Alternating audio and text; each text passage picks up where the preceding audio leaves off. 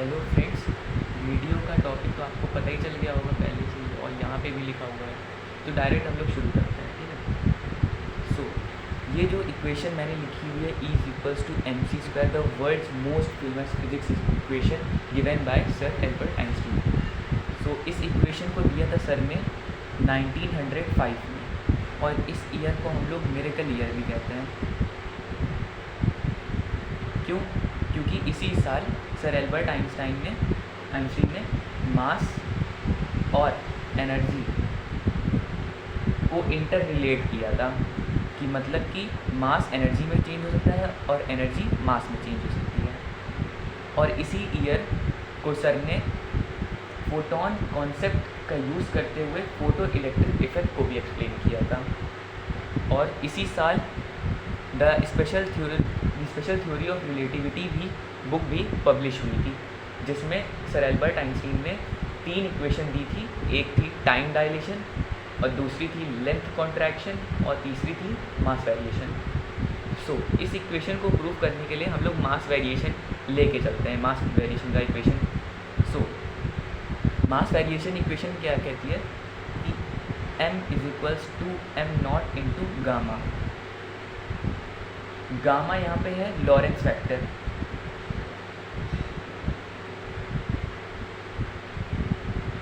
Gamma को हम लोग ऐसे भी लिख सकते हैं 1/√1 - v²/c²। अगर हम लोग गामा की वैल्यू सब्स्टिट्यूट कर दें इसमें, इसे कहते हैं हम लोग मास वेरिएशन इक्वेशन। सब्स्टिट्यूट करने के बाद m=m0/√1 - v²/c² आ जाएगा। फिर यहाँ पे m0 क्या है, m क्या है, v क्या है, c क्या है, सब एक एक करके देखते हैं ना, एक साथ थोड़ी ना। m0 है रेस्ट मास। कैसे? अगर जैसे कि हम लोग कह सकते हैं कि when the observer measure the mass of an object, and if the object is rest with respect to him, then mass is called a rest mass. Then the mass is called a rest mass. Rest mass. और m क्या है हमारा? Moving मास। अब moving मास क्या है कि जैसे कि मान लीजिए हम लोग एक बस में हैं, ठीक है, और हम लोग के सामने एक और बस खड़ी है, और हम लोग उस बस की तरफ जा रहे हैं जो रेस्ट पे है बस। मतलब कि मान लीजिए ये हमारी बस 1 है जिसमें हम लोग हैं, और ये हम लोग बस 2 को देख रहे हैं, ठीक है, और हम लोग उस बस की तरफ जा रहे हैं सीधा सीधा। हमारे लिए हम तो रेस्ट पे हैं, लेकिन वो जो बस 2 है वो हम लोगों के पर्सपेक्टिव से हम लोगों की तरफ आ रही है।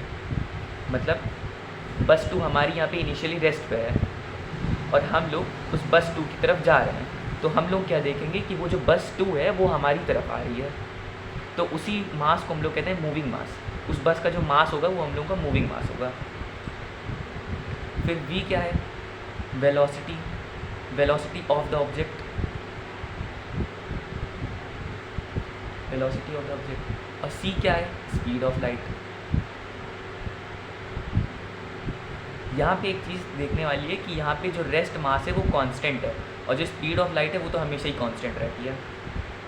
सो ये इक्वेशन को ढंग से लिख लेते हैं थोड़ा। m=m0c/√c² - v²। जस्ट एलसीएम लेके रूट से बाहर c को निकाल के c ऊपर मल्टीप्लाई चला गया, बस वही किया मैंने। अब अगर हम लोग स्क्वायर कर दें both side, squaring both side, और फिर क्रॉस मल्टीप्लाई कर दें, ठीक है।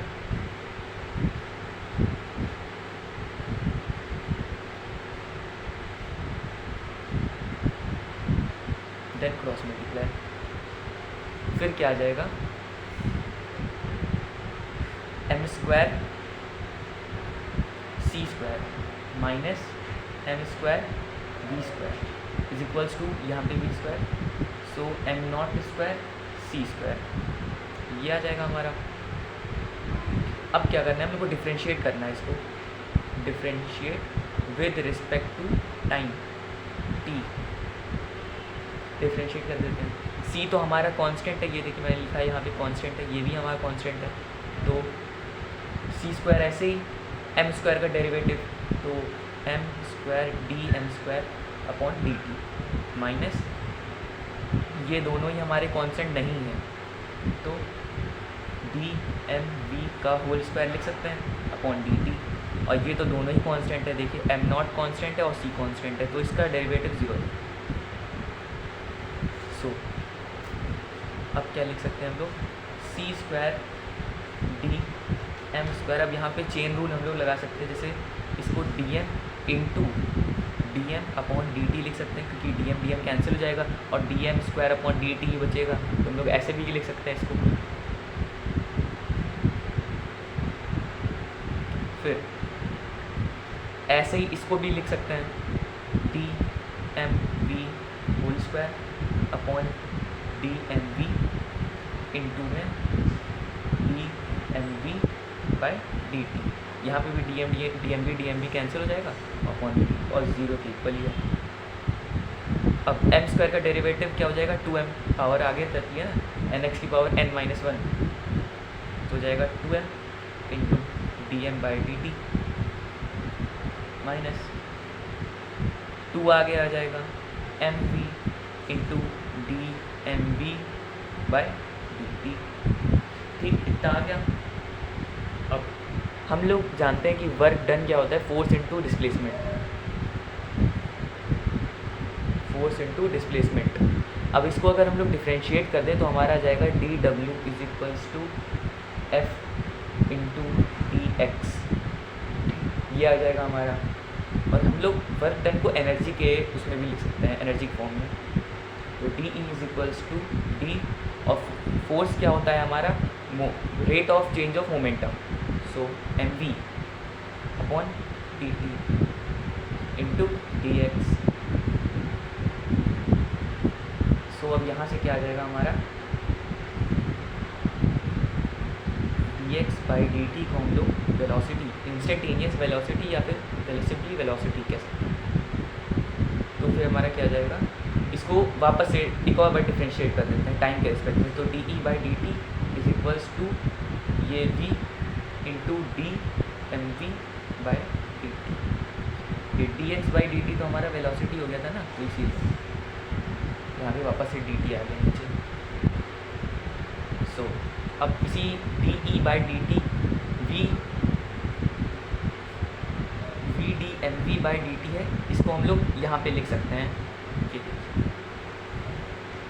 अरे यहाँ पे तो एक चीज़ करना भूल गया, 2mc स्क्वायर है into d m by d t, 0 is equals to 0 चल रहा था, तो हम लोग ये माइनस को उधर भेज सकते हैं, तो पॉजिटिव हो जाएगा। तो 2mv into d m v by d t, यहाँ से 2 कैंसिल हो जाएगा, m कैंसिल हो जाएगा। अब यहाँ पे ये देखिए वही चीज़ बन रही है, v into d m v by d t, और यहाँ पे भी v into d m v by d t. तो यहाँ पे हम लोग इसकी जगह d e by d t लिख सकते हैं।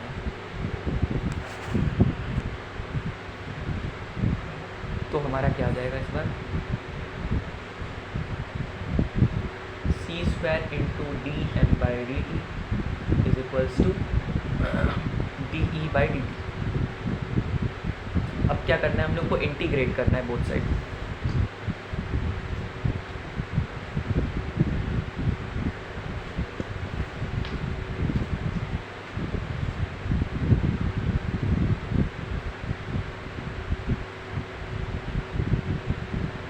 Integrating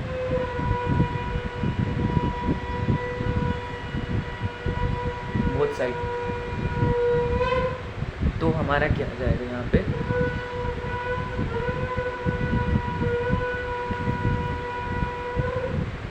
integration of c square into d m by d t is equals to integration of d e upon d T.